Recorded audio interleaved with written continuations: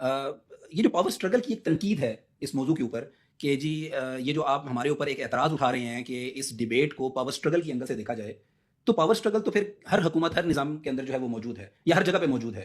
یہ تو انسان کا ایک خاصا کہہ لیں یا انسان کی ایک لالچ کہہ لیں جو انسان کے اندر موجود ہوتی ہے یا اس کی طبیعت کے اندر ایک چیز موجود ہوتی ہے. تو خصوصی طور پر ہمیں کیوں تنقید کا نشانہ بنانا ہے؟ یعنی ان کا ایک اعتراض ہے کہ ہمیں کیوں یہ تو ہر جگہ موجود ہوگی نا، آپ کوئی اور نظام تجویز کریں گے تو اس میں اندر پاور اسٹرگل بھی ہوگی. جی دیکھیں، اس میں دو چیزوں میں ہمیں ڈفرینشیٹ کرنا ہوگا. ایک جیسے آپ نے کہا کہ پاور اسٹرگل یا لو فار پاور یا لو فار ڈومیننس، یہ ایک نیچرل فینومینا ہے جو کہ انسانی فطرت کے اندر موجود ہے. مطلب کوئی بھی آرگنائزیشن ہے اور ہر بندہ اگر آرگنائزیشن کے اندر کام کرتا ہے، اس کی کوشش ہوتی ہے کہ بھائی ٹاپ باس وہ بنے، اور ٹاپ باس بننے کی خواہش رکھنا، اس کے لیے کوشش کرنا، اس کے لیے جستجو کرنا، یہ کوئی بری بات نہیں. یہاں پر جس چیز کی بات ہو رہی ہے وہ ہے انسٹیٹیوشنل پاور اسٹرگل. ٹھیک ہے، یہ بالکل ایک علیحدہ چیز ہے. انسٹیٹیوشنز کا آپس میں جھگڑنا یہ ایک علیحدہ معاملہ ہے اس بات سے کہ آپ کسی آرگنائزیشن کے اندر ٹاپ باس بننا چاہتے ہیں.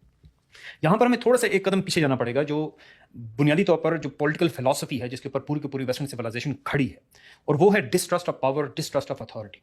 اور اسی بیسس کے اوپر انہوں نے ڈویژن آف پاور کا ایک آئیڈیا، ایک نظریہ دیا.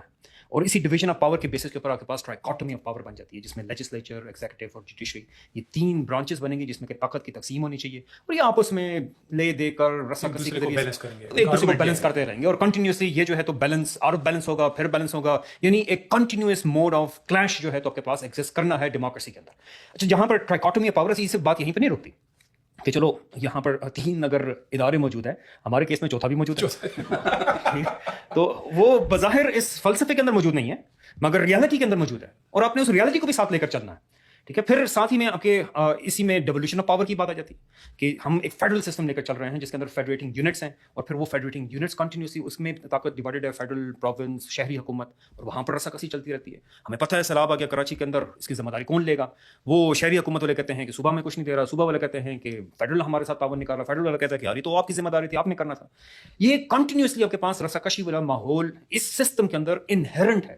اس بات کو سمجھنا جو ہے تو بہت ضروری ہے کہ یہ جو کانسٹیٹیوشنل ہمیں ایک کنسٹرکٹ دیا جا رہا ہے، اس بات کو مطلب سمجھتے ہوئے کہ کانسٹیٹیوشن بنیادی طور پر حکومت اور عوام کے درمیان تعلق کو آرگنائز کرنے کا، اسٹرکچر کرنے کی ایک ڈاکومنٹ کا نام ہے. اور اس ڈاکومنٹ کے اندر یہ بات شامل کی جا رہی ہے کہ یہ جو تین آرگنز آف اسٹیٹ ہیں یہ آپس میں جھگڑتے رہیں گے. ٹھیک ہے، اور اسی کانٹیکس میں یہ جھگڑا، یعنی اس میں آپ اس حد تک دیکھ لیجئے کہ یہ جو میں نے کہا نا مسٹرسٹ آف پاور ہے، کہ مسٹرسٹ آف پاور کی بیسس کے اوپر پاور کسی انڈیویجول کے پاس نہیں ہونی چاہیے، کیبنٹ کو دے دی.